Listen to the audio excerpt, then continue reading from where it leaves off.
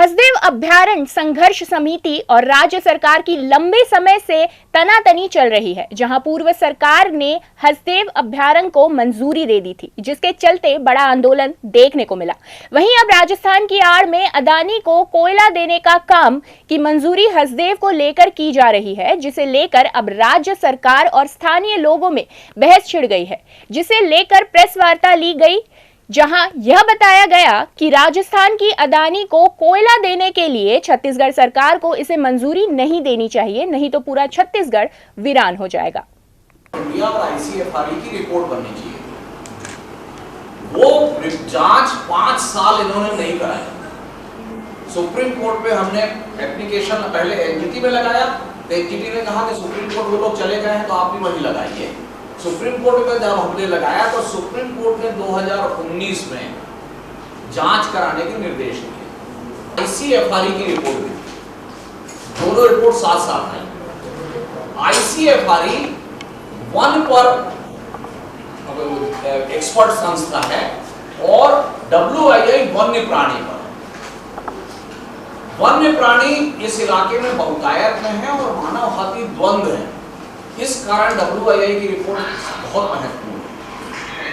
WII ने अपनी report में यह भी कहा है कि इलाके में खनन बढ़ने से पूरे उत्तर छत्तीसगढ़ के क्षेत्र में मानव हाथी द्वंद्व बढ़ेगा और ये खनन, उसके लिए वर्ड यूज किया है साइलेंट ट्रिगर, साइलेंट ट्रिगर का काम करेगा और आज जो स्थिति है मानव हाथी द्वंद्व की, उससे विकराल होगी। ये जो बगल में घना जंगल है वैसे ही जंगल था और हालत ये हो रही है। ये जंगल आपको दिखाई दे रहा है, ये केते एक्सटेंशन और ये खदान जो चल रही है, ये ऐसे नीचे आती जा रही है घटते घटते।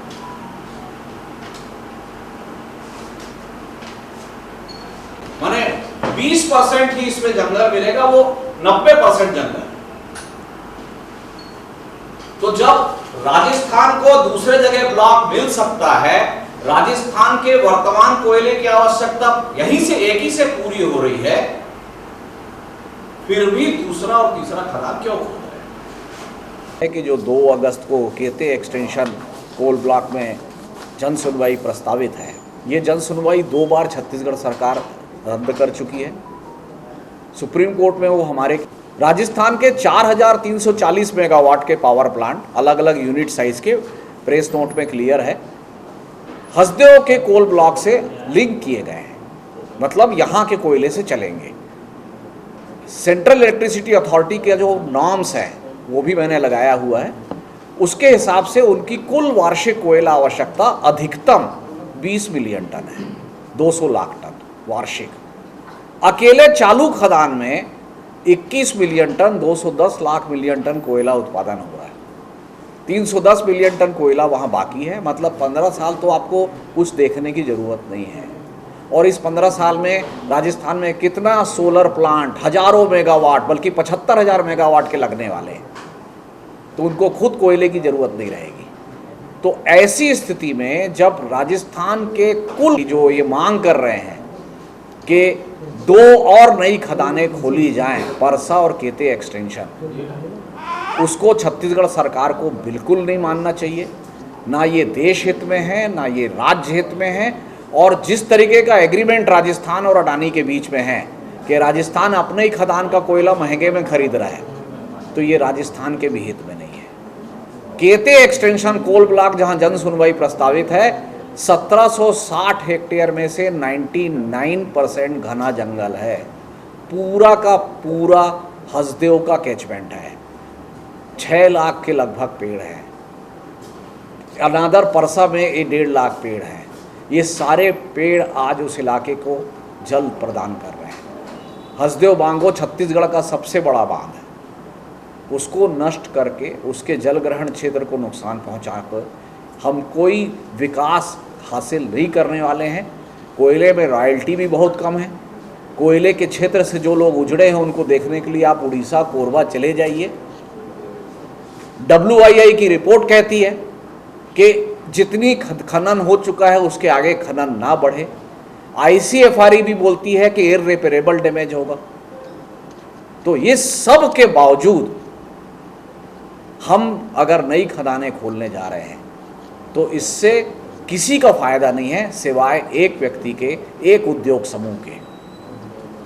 और उसके लालच के लिए गांधी जी ने कहा है कि इस दुनिया के संसाधन सदियों तक, हमेशा तक हर व्यक्ति की आवश्यकता पूरी कर सकते हैं, लेकिन इस पूरे संसाधन मिलके एक व्यक्ति का लालच पूरा नहीं कर सकते। तो मेरा छत्तीसगढ़ सरकार से, माननीय मुख्यमंत्री विष्णुदेव साय जी से अपील है कि वो एक आदमी के लालच के पूर्ति के साधक ना बने और परसा खदान और केते एक्सटेंशन की जन सुनवाई को रद्द कराए और छत्तीसगढ़ में मानव हाथी द्वंद्व को और आगे बढ़ने से रोके। उसमें कौन मारा जा रहा है? वही आदिवासी मारे जा रहे हैं जिस समुदाय का प्रतिनिधित्व माननीय मुख्यमंत्री करते हैं। उस इलाके के लोग मारे जा रहे हैं जहां की पूरी सीटें भारतीय जनता पार्टी जीत के आई है। पिछली सरकार ने जो हसदेव पे दोहरा रुख अपनाया उसका परिणाम उन्होंने चुनाव में भोगा है। पूरे देश प्रदेश में हसदेव जैसे मामले के कारण ये संदेश गया कि सरकार आदिवासी हितों के खिलाफ है। तो मेरा अनुरोध है कि इसमें गंभीरता से विचार करें और केते एक्सटेंशन की 2 अगस्त की जन सुनवाई को रद्द करें। उसके डेटा भी पुराने हैं और परसा खदान रद्द करें और जनहित पे निर्णय लें। सुनवाई अगर रद्द नहीं होती है तो फिर